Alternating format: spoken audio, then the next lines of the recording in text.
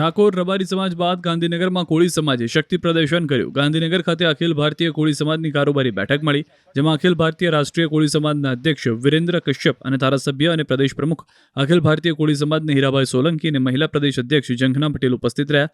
અખિલ ભારતીય કોળી સમાજની જિલ્લામાં તાલુકા અને નગર અને મહાનગરમાં નિમણૂકો પૂરી કરવા અને અન્ય સામાજિક મુદ્દાઓને લઈને બેઠકમાં અંદર ચર્ચા કરવામાં આવી. આ પ્રસંગે ધારાસભ્ય હીરા સોલંકીએ કહ્યું કે ગુજરાતમાં હવે કોળી સમાજનું પણ બંધારણ ઘડાશે.